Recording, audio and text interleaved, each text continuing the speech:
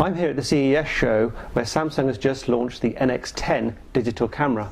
This is the first camera in its new hybrid system, which, like the Micro Four Thirds system, uses the sensor from digital SLR, in this case an APS-C sensor, which is the kind used in most consumer digital SLRs, and puts it into a much smaller body. And it's able to do that because it's taken the mirror and prism assembly from a digital SLR, removed that, put an electronic viewfinder in instead, and that's enabled it to shrink the body down. The benefit of that obviously is not only smaller bodies but smaller lenses. And although this is about the size of a bridge camera, one of the benefits of the hybrid system is that you can take the lenses off just like you can with the Micro Four Thirds. But this has an advantage over Micro Four Thirds in some ways, in that the sensor, the APS-C sensor, is bigger considerably than the Four Thirds sensor used in the Micro Four Thirds cameras. So anyway, onto the camera itself. It's very DSLR-like in appearance, in styling. In fact, it looks quite reminiscent of the GX20, Samsung's own digital SLR, with its style of finish and the sort of leatherette grip and the sort of knobs, which are quite sort of gnarly.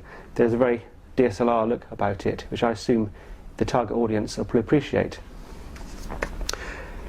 One of the key features of this camera, obviously apart from the APS-C size sensor, which is 14 million pixels, and the interchangeable lenses, is this really bright 3-inch AMOLED screen. AMOLED is a new technology. It's quite expensive technology to implement, and not many cameras have it at the moment, although it will come obviously more with future cameras. But it's very bright, very clear, and it's easier to see in bright sunlight than a traditional LCD screen.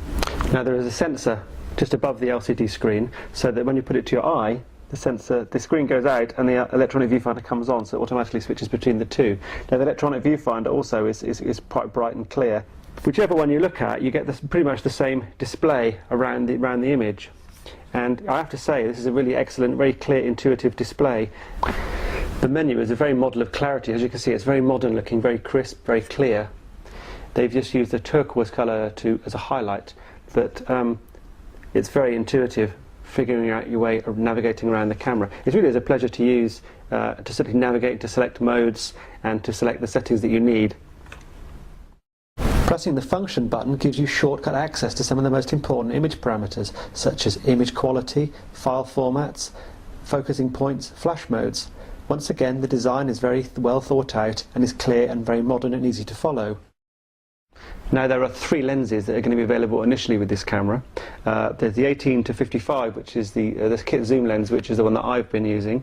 There's also a slimline 30mm pancake lens available, and there's a 50 to 200 telephoto zoom. Now you can buy the 18 to 55 and 55 to 200 as a twin lens kit as well.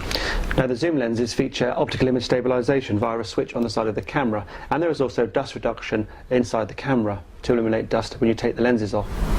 Now the camera's performance, I've had it for a couple of hours, and I have to stress this is a pre-production model. It's not a full production camera, but the first impressions are extremely positive. The image quality of the pictures I've got, bearing in mind that there still could be some adjustments to it, is extremely good. It does stand up easily with the camera's digital SLRs in terms of image quality. Pictures are sharp, the colours are good. I shot in a range of settings, shooting into the light, shooting indoors in some of the casinos in very low light, at high ISOs, and in every case the exposures are pretty much spot on. The noise and sharpness seem comparable to digital SLR.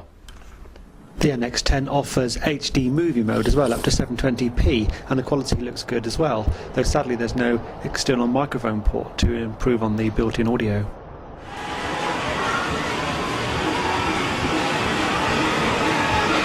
The electronic viewfinder is not everyone's cup of tea. It's not really my cup of tea, I have to be honest. I prefer digital SLR viewfinder, but a lot of people will see that as a small price to pay for the benefits you get with this camera, and therefore its size and portability. And carrying this camera around is actually no stress at all. It's very, very light. In conclusion, my first impressions of this camera are very, very positive. It does feel just like using a digital SLR, only smaller and lighter, so less of a burden to carry around.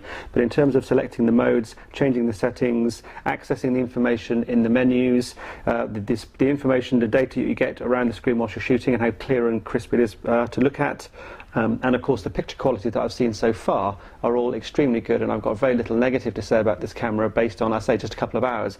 And as I say, it is a pre-production model, and I have to also stress this is not actually a review of the camera, it's just a preview based on a couple of hours, and we will be doing a full test where we'll put it through its paces and test every setting, and there'll be another video of that full review in due course when we get the camera. But initially, first impressions, big thumbs up from me. I think this is going to be very, very successful.